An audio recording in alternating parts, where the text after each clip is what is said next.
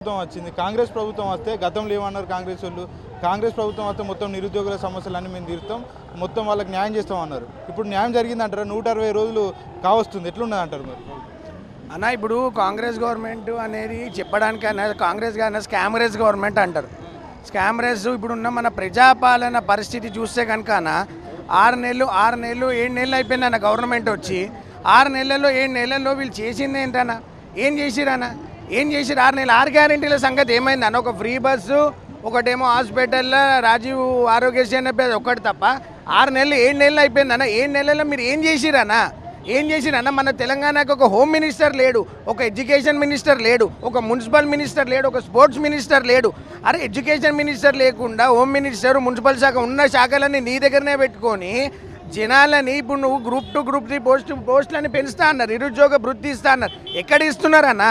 ఎక్కడ ఇస్తున్నారు చెప్పండి అన్న. గ్రూప్ 2 గ్రూప్ 3 కోరుకున్నారు జనాలు, స్టూడెంట్స్ హాస్టళ్లలో ఉండి ఫీజులు కట్టుకోలేక, హాస్టల్ ఫీజులు కట్టలేక ఇక్కడ కూర్చొని ఎన్ని రోజులని ఉంటారన్న?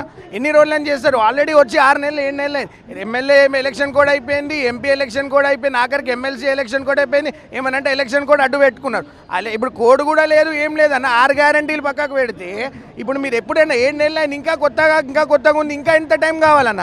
ఇంకా ఆగస్ట్ 15 వరకు ఆగండి. ఇప్పుడు కొత్త బ్రాండ్లు చేస్తాము, లోగోలు మారుస్తాము, అవి మారుస్తాము, పాట మారుస్తాము, విగ్రహాలు పెడతాము. ఇవి కాదన్న ఖర్చులు. జనాల్లో ఉన్న బాధలు తీర్చండి. ఇప్పుడు పక్కన ఉన్న ఏపీ గవర్నమెంట్ చంద్రబాబు నాయుడు గారు గెలవంగానే తొలి సంతకం 4016 రూపాయలు పెన్షన్ ఇచ్చిరు. మీరు ఎందుకు ఇవ్వలేకపోతున్నారు? 2016 రూపాయలు ఎందుకు వస్తున్నాయి? 7 నెలల నుంచి ఎందుకు వస్తున్నాయి అన్న? ఇప్పుడు 500 గ్యాస్ అన్న, 500 గ్యాస్ వస్తుందా? కరెంటు బిల్లు అన్నారు, కరెంటు బిల్లు వస్తుందా అన్న?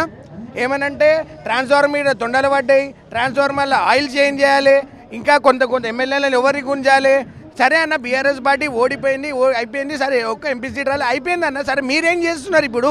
మీరే కదా ప్రభుత్వంలో ఉన్నది. 7 నెలలు అయింది కదా మీరు వచ్చి. 7 నెలల్లో మీరు ఏం చేశారన్న? జనాలకి సమాధానం చెప్పండి అన్న. మీరు ఏం చేస్తున్నారు చెప్పండి. గురుకుల విద్యార్థులు కానీ ఇప్పుడు లా అండ్ ఆర్డర్ కంట్రోల్ లేదన్న. ఇన్ని రోజులలో లా అండ్ ఆర్డర్ కంట్రోల్ లేదు. అప్పుడు ఏమవుతుందన్న? మీరు సమాధానం చెప్తారు.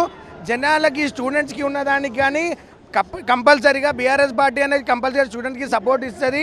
ఇది మాత్రం మన ప్రజాపాలన పరిస్థితి కాదన్న, స్కామరేజ్ పాలన అని నా ఒపీనియన్ అన్న.